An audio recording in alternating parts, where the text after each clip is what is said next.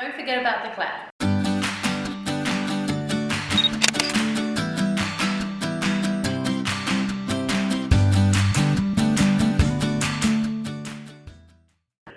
Hi, I'm Natalie, Sisson, the suitcase entrepreneur, and we are dedicated to creating freedom in business and adventure in life.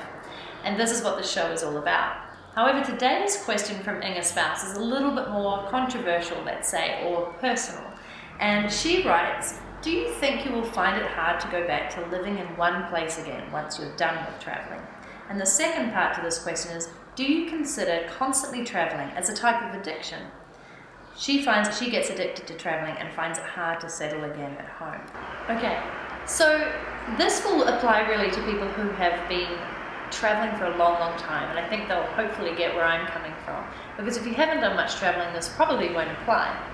I do think there is a point where travel gets so addictive that you can't actually stop, and it's more exciting to travel all the time than it is to stay in one place.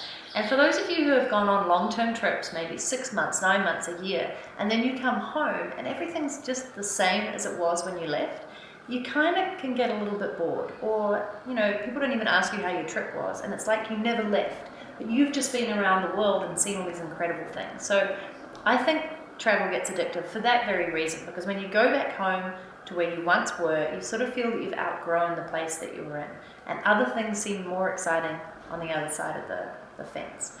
Is that actually true? Not necessarily, but I would prefer to travel all the time and be in different cultures, meet new people, experience different surroundings, different history, food, and locations. So that's what I find addictive about traveling. For some people, that may not appeal to them at all. They would love to have their own space, their own place, their own routine, and all their friends around them. And the second part to that question was, it was actually the first part, but I'm answering it in reverse, is do I think I will ever find the time to stop? And if I do, how difficult will that be? And I think about this quite a lot. I'm not planning on stopping anytime soon, but I'm definitely going to start setting up routes in cities or locations for a little bit longer. Because for those of you who have been on this journey with me, you'll see that I have a pretty intense travel schedule. I'm often in a place for a couple of days, maybe just a couple of weeks.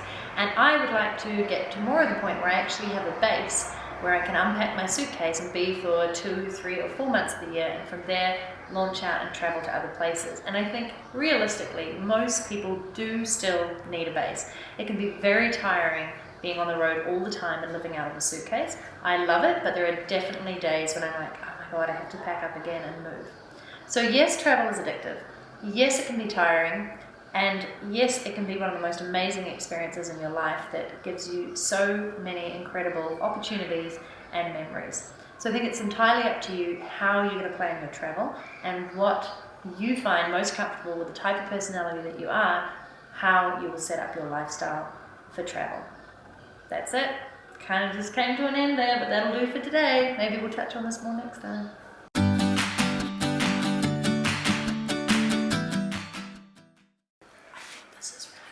Show the readers what goes on behind the scenes, the viewers.